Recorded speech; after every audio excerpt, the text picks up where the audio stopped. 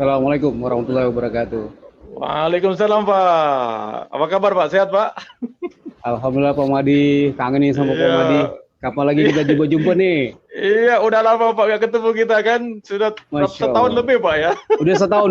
Bismillahirrahmanirrahim. Assalamualaikum warahmatullahi taala wabarakatuh. Alhamdulillahirabbil alamin wassalatu wassalamu ala asyrafil anbiya mursalin wa ala alihi washabihi ajmain. Alhamdulillah segala puji dan puji bagi Allah Taala yang telah mempertemukan kita untuk siaran yang terbaru daripada rancangan Bual Bicara Imarat TV Waitan dan juga Imam, yaitu menampilkan program terbaru yang merentas sempadan, merentas sampai ke seberang, yaitu Bicara Niaga Nusantara C19. Untuk malaman tuan-tuan dan puan-puan yang sedang mengikuti secara langsung di FB Waitan dan juga FB Insani.com Telekom Malaysia Berhad, anda sekarang sebenarnya sedang mengikuti program baru yang disebut sebagai segmen Bicara Niaga Nusantara C19. Dan dalam segmen ini kita akan menjemput teman-teman kita daripada Indonesia sekarang, iaitu di Pekanbaru, yang di studio sekarang bersama-sama kita, iaitu Bapa Bantuan An daripada Garuda Cyber Indonesia. Selamat pagi Pak. Assalamualaikum Pak ya. Waalaikumsalam, selamat pagi Pak. Ya, selamat datang ke studio Pak ya. Kita ngobrol-ngobrol aja Pak ya, nggak ada yang serius pagi ini ya. Gimana cuaca di Pekanbaru Pak sekarang ini Pak? Agak mendung Pak, cuaca di Pekanbaru hari ini mendung. Tadi malam hujan lebat. Oh, malam tadi hujan lebat, sama Pak di sini. Di Kuala Lumpur khasnya di Shah Alam juga, malam tadi hujan lebat juga Pak. Iya. Pak, mungkin kita mulakan dulu dengan kita ambil tahu kan sekeliling kita gimana. Iya, untuk Pekanbaru kita alhamdulillah udah mulai beraktivitas lebih lancar lagi karena anak-anak sekolah sebagian sudah mulai dibolehkan sama wali kota atau wali kota. Jadi udah ada beberapa sekolah yang memang udah dibolehkan sekolah offline dengan syarat harus mengikuti protokol kesehatan. Nah, ini menunjukkan bahwasanya COVID itu udah mulai berkurang gitu Pak ya. Iya, berkurang. Mudah-mudahan cepat selesai masalah COVID ini, karena yang terbaru kan vaksin pun udah beredar. Mudah-mudahan dengan selesai tentu para pengusaha atau niaga ya kalau di Malaysia ya, bisa tidak terimbas secara finansialnya, lebih banyak lagi pendapatannya ya. Jadi ya seperti planning mau ngapa dia hari itu daily activity, kemudian sorenya dia tetap report by system, absensinya by system. Akhirnya ya kita edukasi pasar di Indonesia ya. Kita ke arah itu mungkin Bapak boleh sedikit sebanyak memperkenalkan usahawan Bapak dari segi mungkin latar belakang sedikit ya. Kita pun nggak mungkin penonton-penonton yang sedang mengikuti saya langsung kita langsung daripada Pekanbaru Riau ya, bersama kita Bapak Bantuan Aan yang seorang usahawan, seorang perniagawan yang terlibat dengan dunia digital, startup company yang akan berkongsi dengan kita tentang pengalaman yang sedang berlaku sekarang di Pekanbaru Riau. Mudah-mudahan menjadi satu inspirasi dan motivasi supaya kita bisa sama-sama bangkit begitu Pak ya. Okey Pak, mungkin sedikit sekadar pengenalan Bapak sendiri dan perniagaan Bapak dulu, silakan. Iya. Nama Bantuan Aan dan saya hari ini mewakili dari PT Garuda Cyber Indonesia. Ini usahanya bergerak di bidang teknologi, bidang startup, dan kita salah satu produknya, kita dalam PT ini ada banyak produk ya, salah satunya itu ada Smart Campus. Smart Campus ini bagaimana kita mensupport kampus berbasis digital, mulai dari mahasiswa masuk, sampai keuangan, sampai semua aktivitas yang ada di kampus itu kita digitalisasi. Itu nama produk kita, startupnya Smart Campus. Kemudian berbasis GPS. Jadi kalau kita udah berada di lingkungan tempat kerja, itu langsung absensinya terisi otomatis gitu kan.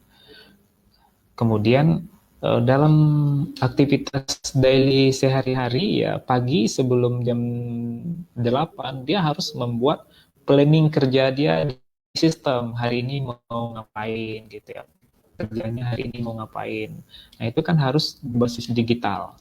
Nah jadi bantuan Aan, iaitu daripada syarikat Garuda Cyber Indonesia, yang mana beliau berkongsi bersama kita tentang apakah yang berlaku kepada karyawan kita di Indonesia, khasnya di Pekanbaru Riau. Mereka sudah mula untuk menggunakan teknologi IR 4.0 yang tak dapat dielakkan supaya bisnes kita, supaya perniagaan kita akan terus berlangsung dan tidak terimbas lagi dengan C19. Jadi Bapak, sebentar lagi kita akan tampilkan tetamu kita, iaitu Bapak Aswirman, yang sudah siap-siap untuk kita ngobrol lagi Pak ya. Kerana kita hari ini merupakan kali yang pertama kita tampil dalam segmen bicara Niaga Nusantara untuk membuat satu promosi. Pada minggu hadapan kita akan tampil dengan personality yang lebih tangguh, yang lebih kena pada sektornya, agar kita dapat memahami dengan lebih jelas bagaimana untuk bangkit dan keep survive dalam pandemik yang sedang melandai di seluruh dunia. Jadi untuk itu kita tampilkan Bapak Asmiran untuk bersama kita dalam studio. Silakan Bapak Asmiran.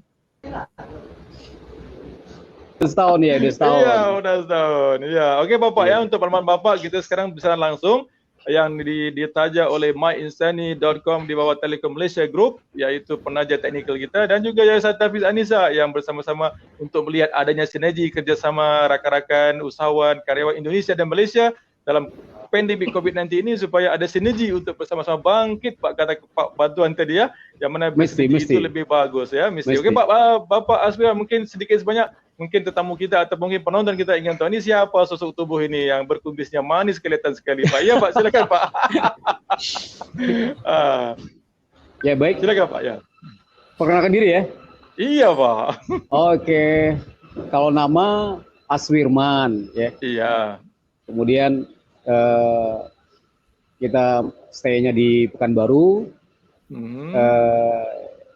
Bergerak di bidang bisnis properti. Ya, di Pekanbaru. Properti. Jadi alhamdulillah sudah memulai usaha semenjak 2010 sampai sekarang ya, dan baru menyelesaikan beberapa proyek sih. Baru di lahan 14.000 ya, 14.000 meter persegi lah. 80 ini itu udah selesai proyeknya sebelum COVID memang.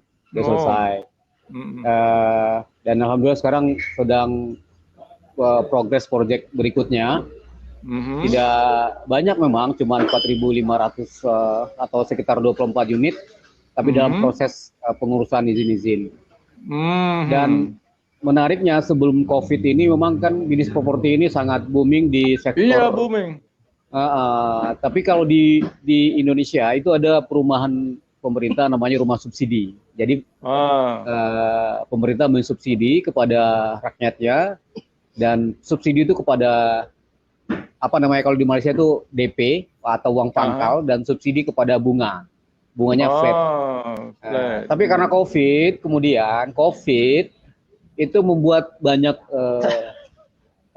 banyak developer ya jatuh ya terkesan Pak ya.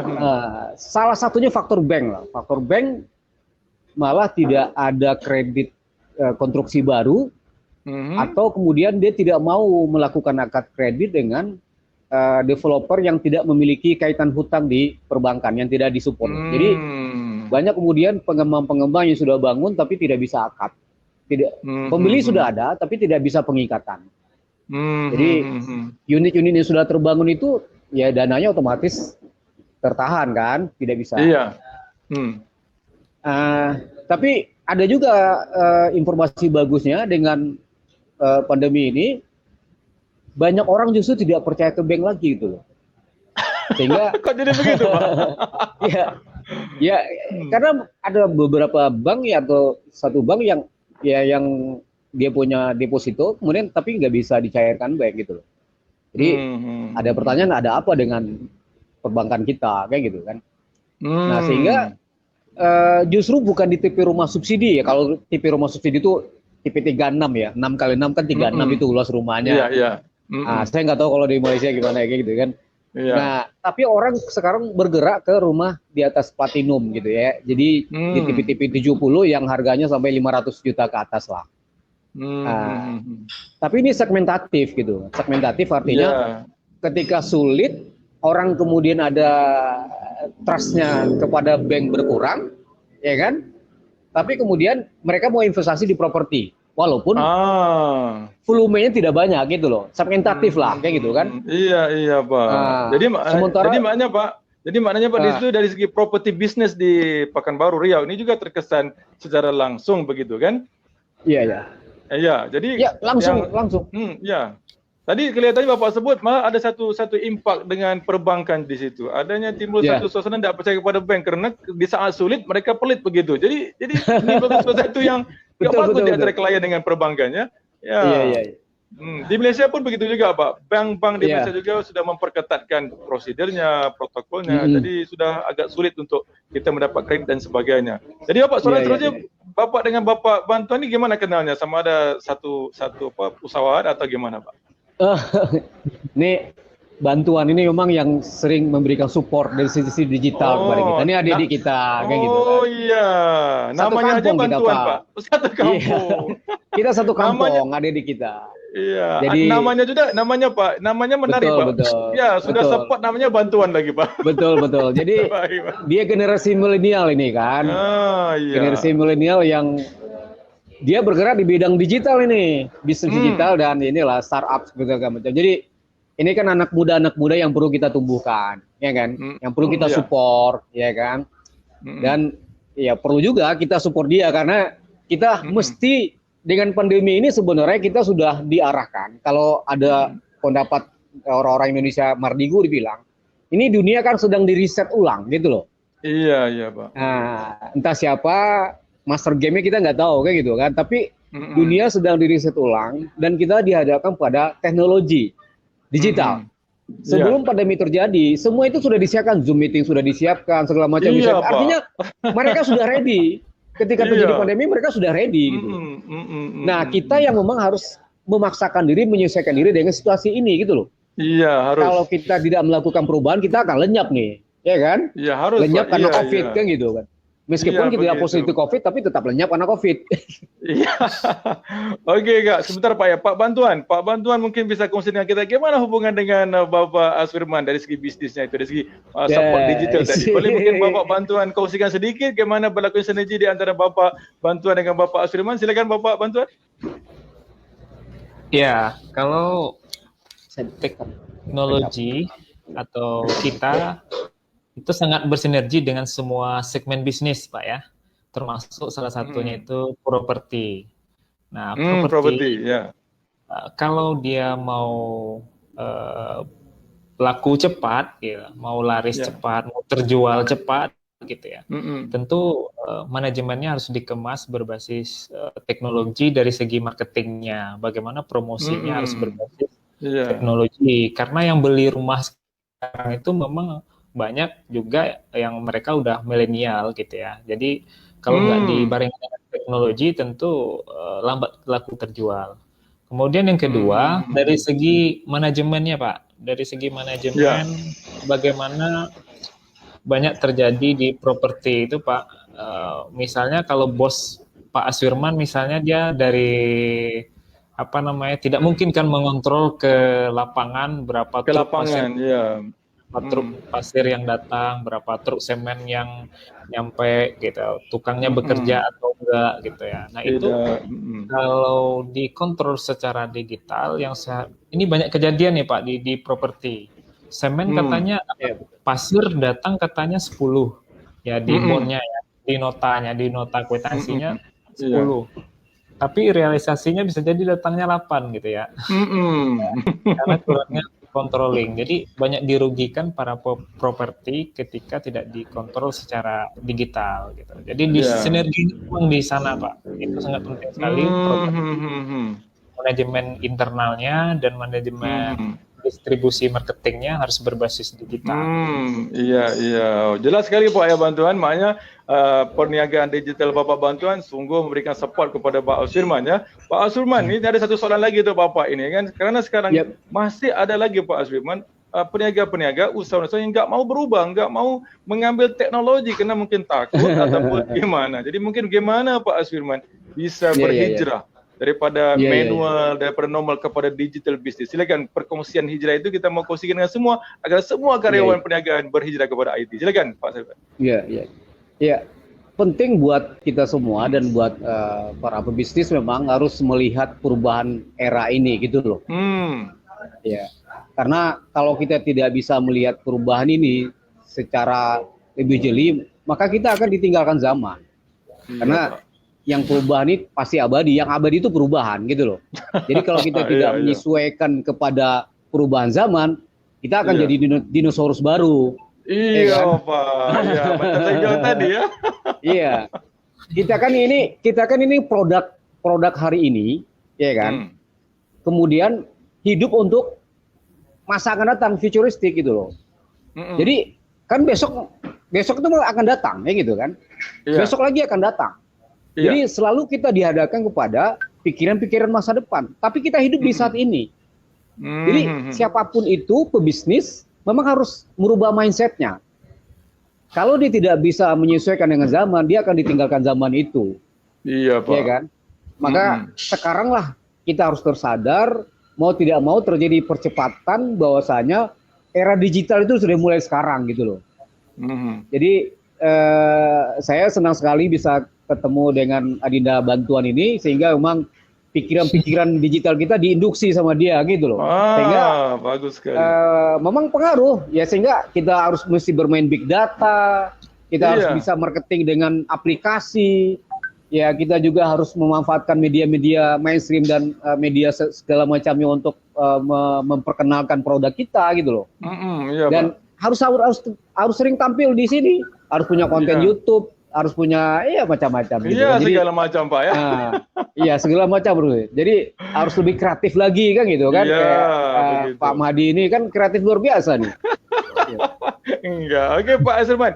Kita akan berlangsung sedikit lagi dalam hujung rancangan. Tapi untuk memberikan lalu kepada Bapak Bantuan ya, dari hujung-hujung rancangan, Bapak Bantuan, saya mohon untuk memberikan sedikit tip ataupun nasihat kepada usahawan-usahawan kita sekarang ini, sama ada yang muda atau agar nasihat itu bisa membantu mereka dalam keadaan sinergi sekarang, dalam keadaan pandemik sekarang ini, supaya berubah, berhijrah daripada normal kepada digital. Silakan Pak Bantuan. Baik, kepada teman-teman usahawan Pak ya. Ya, memang kalau pesan-pesannya tidak banyak ya. Yang pertama, kita harus tetap survive di era pandemi ini. Kita harus banyak bisnis-bisnis yang rontok, kayak pariwisata rontok, properti juga termasuk yang rontok misalkan, dan pendidikan juga rontok kayak gitu kan. Nah, justru ketika itu ya kita berpikir kreatif. Saya malah pandemi ini mengajak saya kepada mengarahkan pikiran saya kepada agrobisnis gitu loh. Kembali ke nature, alam, ya, ke alam gitu ya. Jadi ternyata karena alam itu sehat, ya banyak potensi-potensi lokal alam ini yang bisa kita kedepankan ya. Seperti saya sekarang menggeluti aren misalnya kan, atau saya nggak tahu dengan aren atau palm, nah itu kan banyak potensi di situ, sehingga di Pekanbaru ini selama pandemi ini aja menjamur kedai kopi aren atau nira. Pak Cipin coba kan? Di Malaysia ada juga sebutan nira. Kalau aren ini kalau nggak silap saya seperti gula merah ya Pak ya? Betul. Yang daripada betul, gula merah, tapi kan dari airnya itu air nira namanya. Malah di Pekanbaru ini itu jadi gaya hidup baru untuk mencoba air niranya, kopi niranya, dan segala macam produk turunannya. Ini kan menarik sebenarnya. Sangat menarik Pak, sangat menarik. Sangat menarik gitu kan. Malah, mohon maaf ya, pohon aren yang banyak di Sumatera Barat, itu justru yang jual di Kota Padang tidak ada. Bayangin coba. Tapi di Pekanbaru, gitu. di Pekanbaru, ada 1.000 liter per pekannya masuk ke Pekanbaru untuk konsumsi air nira. Ini luar biasa dan menarik gitu. Jadi ada bisnis baru ya, ada bisnis baru yang bisa kita lakukan gitu kan.